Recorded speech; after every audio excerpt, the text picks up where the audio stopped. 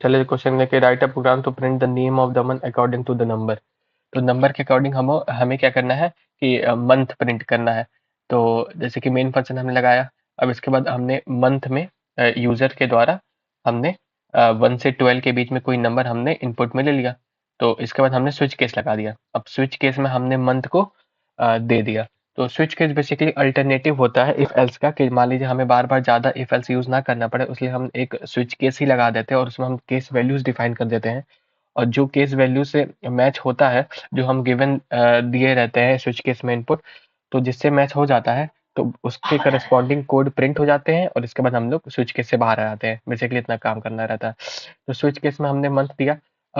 Month में कोई एक इंटीजर है, मान लीजिए 5 इंटीजर है, तो केस 1 से मैच नहीं होगा, केस 2 से मैच नहीं होगा, केस 3 से मैच नहीं होगा, केस 4 से मैच नहीं होगा, तो केस 5 से मैच होगा। केस 5 से मैच होने के बाद ये मई प्रिंट हो जाएगा।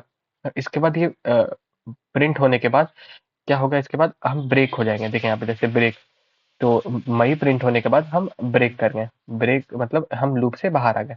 तो देखिए यहाँ से हम लूप से बाहर आ गए। तो इसके बाद हम फिर मई प्रिंट हो गया और कुछ नहीं प्रिंट होगा। मान लीजिए यूजर ने 9 दे रखा है, तो सारी केस वैल्यू से मैच होगा। तब तक मैच होगा जब तक 9 नहीं हमें मिल जाता। यहाँ पे हमें 9 मिल गया, तो 9 मिलने के बाद हमें सितंबर प्रिंट हो जाएगा और फिर ब्रेक एग्जीक्यूट हो जाएगा। तो ब्रेक के एग्जीक्यूट होने के बाद हम लूप से बाहर आ जाएंगे। तो लूप से बाहर आ जाएंगे तो इसका मतलब केवल सितंबर प्रिंट होगा और कुछ नहीं प्रिंट होगा।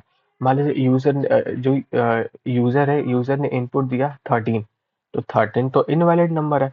तो ये सारे केस वैल्यू से मैच होगा, किसी केस वैल्यू से मैच नहीं हुआ। जब किसी केस वैल्यू से नहीं मैच होगा तो डिफॉल्ट में चला जाएगा। इसका मतलब जो डिफॉल्ट का कोड है वो एग्जीक्यूट होगा। तो यहाँ पे यूजर को ये हो जाएगा इनवैलिड मंथ नंबर। तो बेसिकली ये एक सिंपल सा कोड है। Thank you.